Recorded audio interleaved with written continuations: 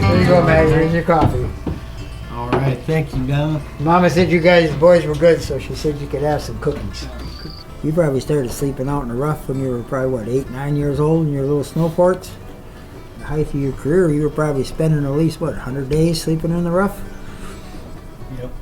At least. And then you got Steve, he's been sleeping out in the rough ever since he was a little boy, and sleeping in the rough in a whole lot of other places, so he's probably got a good 30 years of sleeping in the rough. And then you take me, I'm getting to be the old dog, and I got 50 years of sleeping in the rough. Well, you add it all up, heck, you got over 120 years of experience of being wet, cold, and miserable, and figuring out how not to be. And so you take that, you know, that goes in, we just don't design it, we just don't make it, we use it. And we're able to design because we have all those years of experience of knowing what works and doesn't work.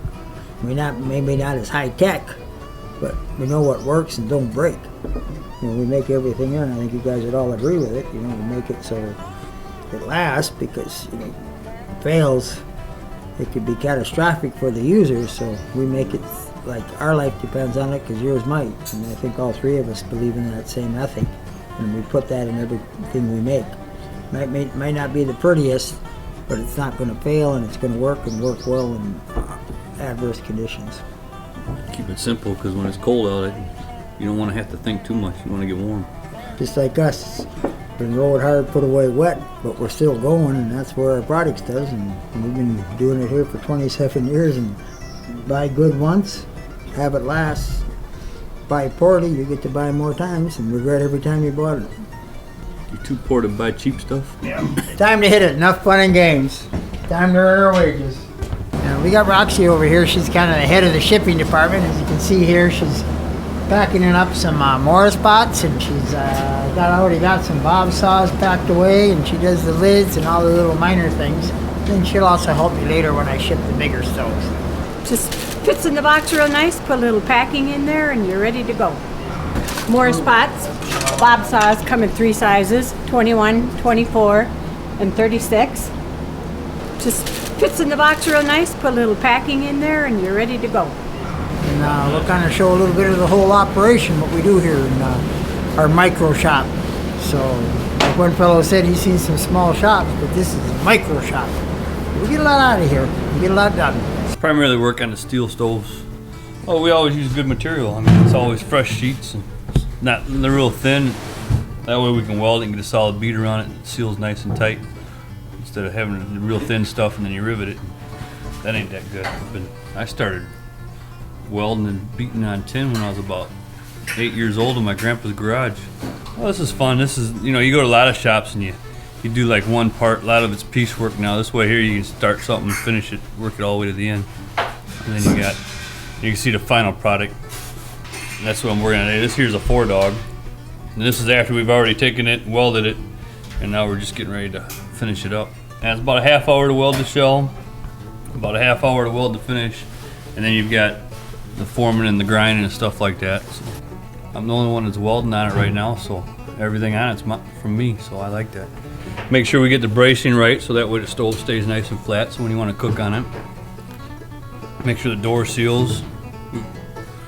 Make sure the hinges, make sure it's all welded together right and it don't fall apart or nothing.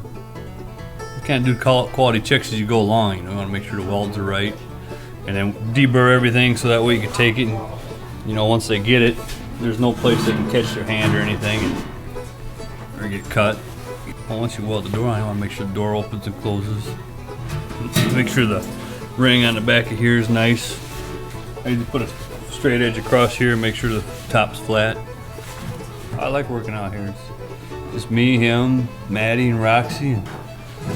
And we all get along and ain't got to deal with a whole lot of people. It's more like a family environment than it is a work environment. So, well, this one here I've tested a lot because that's what we heat our paint booth with.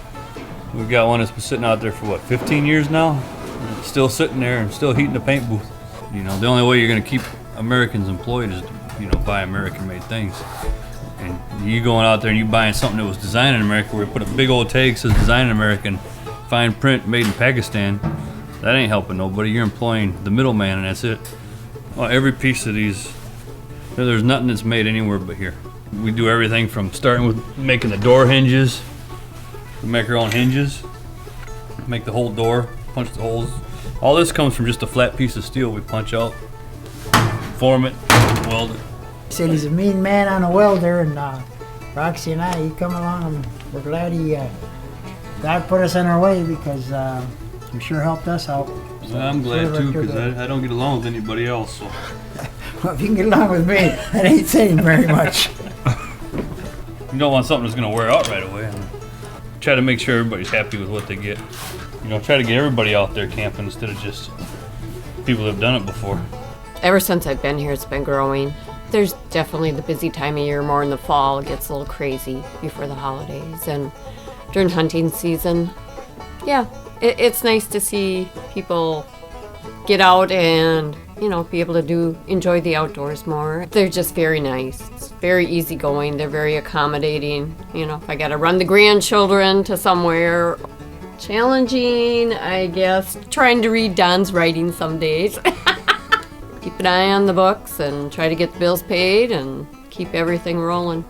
I love my coworkers. I've got Esmeralda the cat and Billy the dog and Red Ruby, I call her. She's an Australian cattle dog. Ask her every day if she's got all the kangaroos chased out of the yard, and she does a good job. Did you get the kangaroos out of the yard today? Did you? Are they all gone? Are they all gone? Yeah, they're gone. Oh, sometimes we sneak in. Sometimes. Chat when Don's not looking. Yeah. When I bring papers in, the orders in for her to make labels, I'll sit for a few minutes. I get a chance to sit and gab a little bit. Depend on her for all the bookkeeping stuff, you know what I mean? It's like, if it wasn't for Sue, we'd have to do it all ourselves. She prepares all our taxes and everything, so it's like, yes, it's been a nice, good year. God's been good to us. Okay.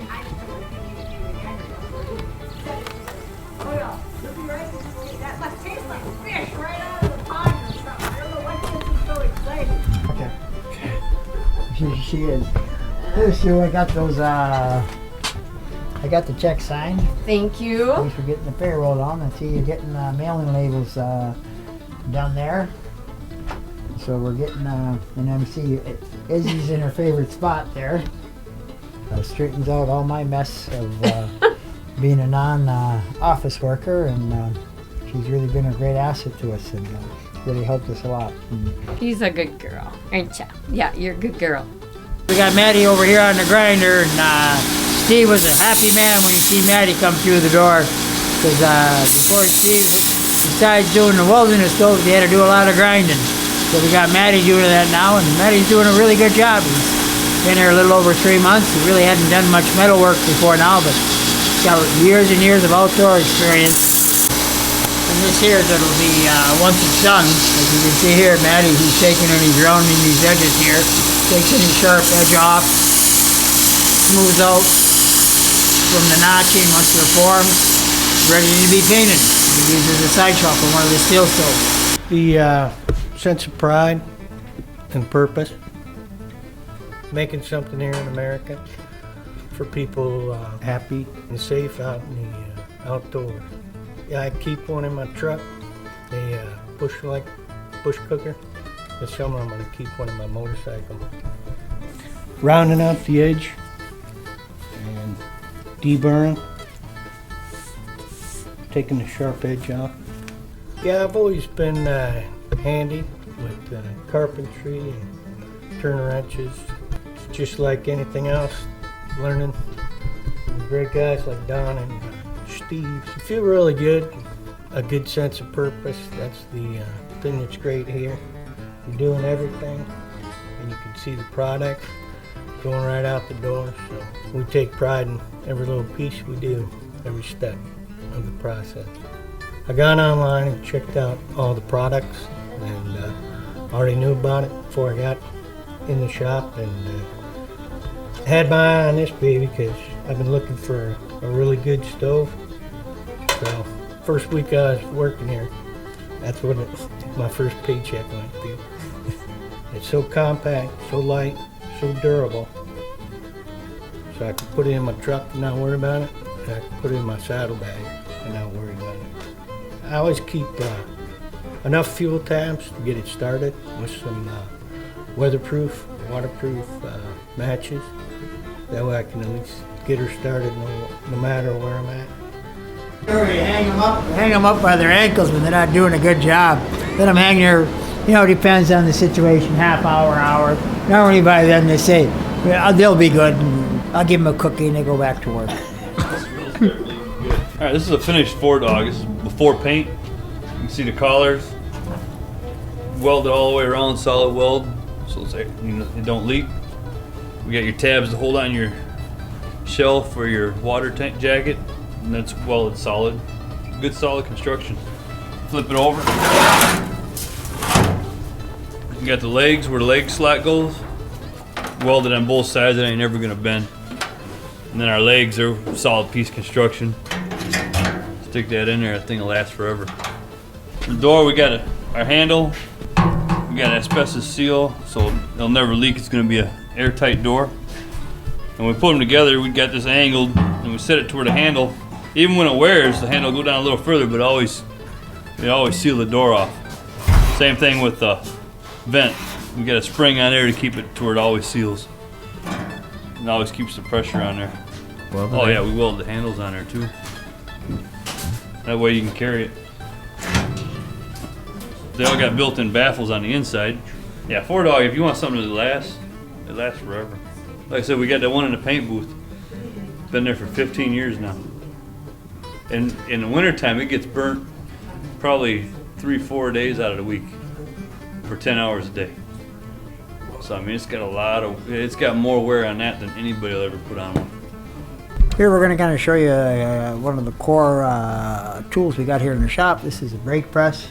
This was made in about 1955. It was the last model year of this. It was actually made so it would run off an overhead pulley.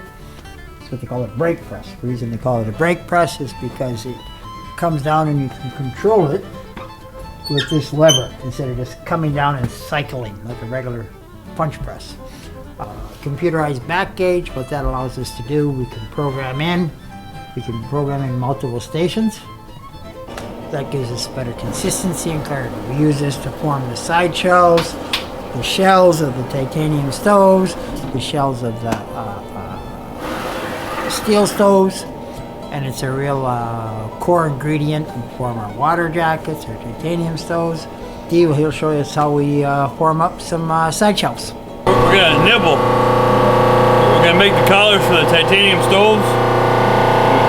This would be a finished collar before it's deburred. We start off with just a square piece of titanium. Slide that in a nibbler. Start of our ring. This is so that way when it sits on the side of the stove, these keep it so it sits flush. So it sends enough electricity in there to heat it up to where the steel fuses together.